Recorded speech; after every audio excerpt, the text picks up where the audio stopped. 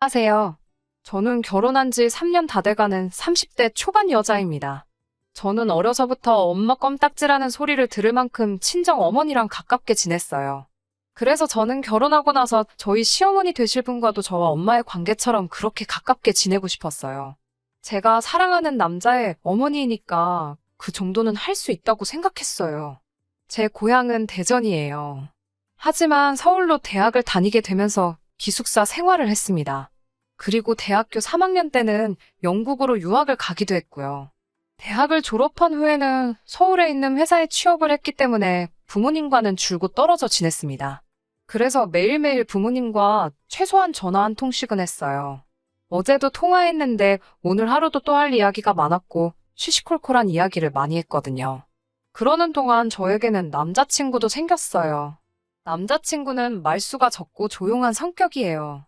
회사에서 선배 소개로 만난 남자친구와는 1년의 연애 끝에 결혼을 약속하게 되었습니다. 결혼식까지 어려움 없이 모든 것이 원활하게 진행되었어요. 다른 친구들은 결혼 이야기가 오가기 시작하면 시댁에도 자주 오가고 하던데 저는 그런 건 없었어요. 저는 그게 시모가 다 저를 배려해서 그런 건 줄로만 알았습니다. 그런데 그게 아니었어요. 신혼여행을 다녀와서 시댁에 인사를 드리러 간 날이었습니다. 시모는 저를 앉혀놓고 말하길 딸은 딸이고 며느리는 며느리라고 생각한다며 자신에게는 딸 같은 며느리는 필요 없다고 하시더라고요. 저는 그저 며느리 도리를 잘하고 남편을 잘 섬기면 된다고 하시더군요. 저한테 당부할 이야기가 있다고 하시더니 바로 저거였네요. 처음에 저는 솔직히 시모가 농담하시는 줄 알았어요. 그래서 아니에요. 어머님, 저는 어머님과 가깝게 지내고 싶어요. 라고 애교를 부렸습니다.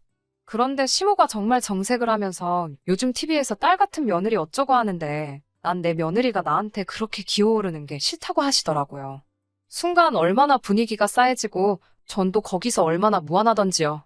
옆에서 다 듣고 보던 남편이 엄마 왜 그래라며 상황을 수습하려고 했지만 저는 정말 서운하고 속상했어요. 그렇게 그날 밤 집에 돌아와 곰곰이 시모의 말을 곱씹어보고 그래, 내가 생각하는 며느리 도리만 잘하자고 마음먹었습니다. 제가 생각하는 며느리 도리라는 건 시어머니께 알리거나 상의할 게 있으면 제때 연락을 드리고 생일이나 명절 잊지 않고 잘 챙기는 정도였어요. 며느리 도리만 잘해도 언젠간 내 진심을 알아주시지 않을까라는 미련한 기대도 놓지 못하고 있었고요.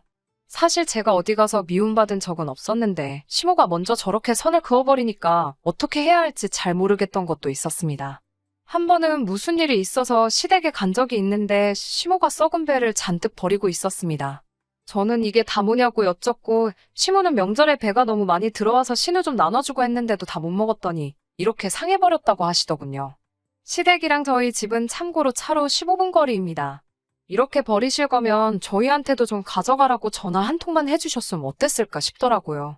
저에게는 냉랭한 시모였지만 본인 자녀들과의 관계는 저와 친정어머니의 관계랑 비슷한 느낌이었어요. 특히 신우는 차로 1시간 거리에 살았기 때문에 친정에 자주 오지는 못하는 것 같았지만 연락은 매일같이 하는 것 같더라고요. 신우는 저와 동갑으로 아직 미혼이고 현재 유치원 방과 후 교사로 일하고 있었어요. 하루에 4시간 정도만 하는 일이라 체력적으로 크게 힘들지 않다고 했고요. 다만 머리가 넉넉지는 않다고 들었습니다. 결혼한 지 6개월 정도 지났을 무렵 저는 회사 생활을 정리하고 작은 클레이 아트 공방을 차리기로 결심을 했습니다. 다행히 집 근처 상가에 적당한 매물이 있었기에 과감하게 도전해보기로 했어요. 시어머니께 그래도 말씀을 드려야 할 것 같아서 상황을 설명드리니 시모는 여전히 남편 잘 챙기고 며느리 도리만 소홀하지 않으면 네가 뭘 하건 나는 신경 쓰지 않는다고 말씀하셨어요. 그러자 남편이 옆에서 저에게 그러면 자기는 이제 퇴근하고 나서 와이프가 차려주는 따끈한 밥상을 매일매일 받을 수 있는 거냐고 묻더라고요. 제가 나 지금 놀려는 거 아니고 새로운 사업을 시작하는 거라고. 나도 남편이 차려주는 따끈한 저녁 밥상 좀 받아보고 싶다고 하니까 입을 대빨 내밀더라고요. 하지만 저도 지지 않고 저녁은 돌아가면서 시간 되는 사람이 하자고 버텼습니다. 결국은 제 말대로 하기로 했고요. 물론 시모한테 크게 한 소리 들었습니다. 솔직히 저도 시모가 분명히 뭐라고 할 걸 알고 있었어요. 남편을 잘 챙기라는 건 남편 굶기지 말고 며느리 도리를 잘하라는 건 회사 다닐 때처럼 용돈이나 생활비는 제때 잘 보내라는 거였죠. 물론 남편 수입이 저보다 많았고 그 부분은 남편이 담당하고 있었기 때문에 제가 마음이 상하거나 할 일은 없었습니다. 게다가 다행히 공방은 입소문이 나면서 그럭저럭 회사 생활 때와 비슷한 수익을 내고 있었어요. 저도 절대로 가벼운 마음으로 시작한 일이 아니었기 때문에 감사하며 더 열심히 운영했습니다. 그러다 얼마 전 시모가 계단에서 넘어졌습니다.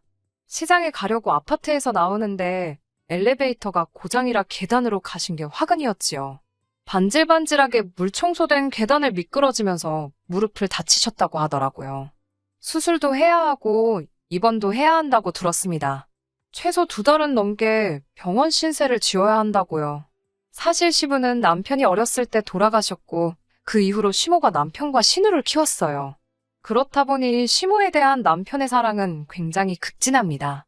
그래서 저도 남편하고 시누한테 고생이 많겠다고 했어요. 당연히 그 둘이 할 거라 생각했습니다. 그런데 막상 병원 생활이 시작되니 시모가 저에게 병수발을 들라고 하네요. 그동안 딸 같은 며느리는 필요 없다고 그렇게 몇 번이고 칼같이 선을 그으시던 분이 저에게 툭하면 전화를 해서는 왜 안 오냐고 물으세요. 그리고 덧붙이는 말씀이 시누는 너무 멀리 살고 네 남편은 회사 생활을 하니 제일 움직이기 편한 네가 오는 게 좋지 않겠냐는 거예요. 저 역시 하는 일이 있으니까 안 된다 하고 간병인을 쓰자고 했어요. 그러자 남편이 자기 엄마를 남한테 맡길 수는 없다면서 저더러 공방은 잠깐 문 닫고 시모 간병을 해달라고 보채더라고요. 그래서 제가 남편에게 제가 벌어 생활비랑 다 책임질 테니 당신이 쉬면서 시모 병간호 해드리라고 했습니다. 솔직히 저는 남편이 그러면 저한테 정말 고마워할 줄 알았어요. 그런데 남편은 오히려 저에게 섭섭하다면서 투덜거리더니 병수발 같은 건 며느리가 하는 거랍니다. 시모도 같은 여자가 도와주면 편할 것 같아서 그러는 거라고요. 제가 남편에게 그랬어요. 솔직히 저 혼자 처음부터 착각해놓고 서운해하는 걸 수도 있지만 단 한 번도 시모한테 정을 느껴본 적이 없어요. 정말 말 그대로 남보다 못한 사이이죠. 그런데 이제 와서 저더러 간병을 하라니 너무 염치 없는 거 아닌가 당황스럽더라고요. 남편, 신우 그리고 시모 너나 할 것 없이 간병인도 싫다. 휴직도 못한다. 손사래를 치더라고요. 저더러 너는 따로 휴가 눈치 볼 필요도 없고 혼자 일하니까 퇴근 시간 조절도 할 수 있지 않냐면서 왜 이렇게 매정하냐고 묻더라고요. 저더러 이기적이고 정 없는 사람이라고 저 같은 여자랑 못 살겠다 하더라고요. 그런 남편을 보면서 저도 제가 왜 이렇게 글러먹은 사람하고 결혼한 건지 이해가 안 되더라고요. 그래서 이혼하자고 했어요. 처음으로 공방문을 2시간 일찍 닫고 집에 와 남편 짐 싸서 문 앞에 던져놓고 현관문 비밀번호를 바꿨습니다. 결혼할 때 집은 제가 살던 전세집에 남편은 냉장고랑 텔레비전만 들고 왔어요. 그런데 막상 이혼하자고 제가 나서자 남편이 이런 이유로는 이혼을 못 해준다고 난리를 쳤어요. 병간호에 대해 남편이 말하길 시모가 옆병상 며느리가 시모한테 헌신하는 모습을 보니 요즘 저런 며느리가 어디 있나 싶어서 부러워하셨더래요. 그러면서 정말 저한테 공방문을 닫게 하고 병원에만 있게 하려는 생각은 없었다고요. 제가 너무 단호하게 싫다고 해서 제 고집도 꺾어보고 싶고 말이라도 그래 내가 병수발 들게 하면 자기가 됐다고 하고 시모께는 며느리가 어머니 모시고 싶다 하는데 자기가 못하게 할 참이었다고요. 저 같은 호구를 놓치는 게 아쉬웠는지 남편은 갑자기 미친 듯이 저에게 매달리더라고요. 하지만 남편의 궤변을 더 이상 들어주기도 싫었고요.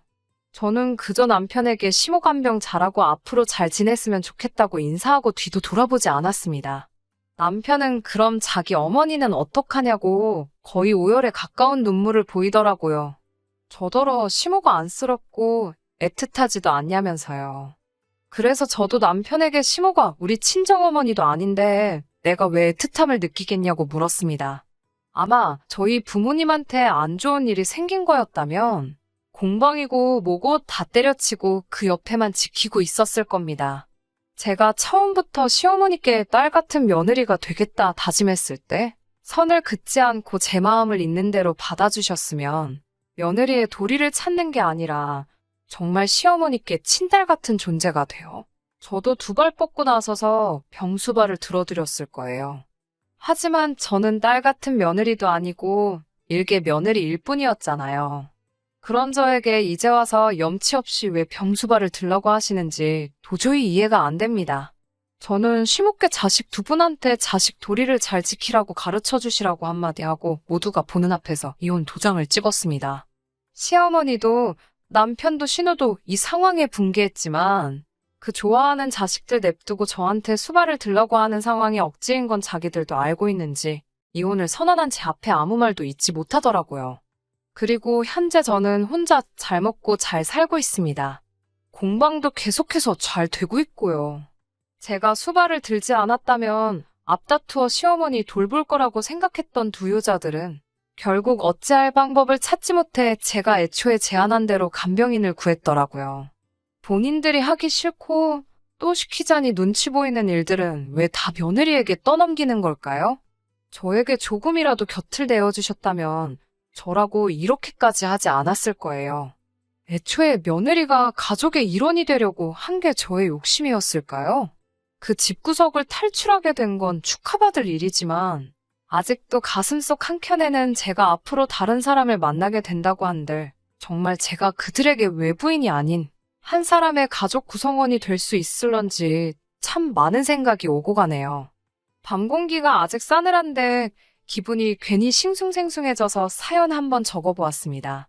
끝까지 들어주셔서 감사하고요.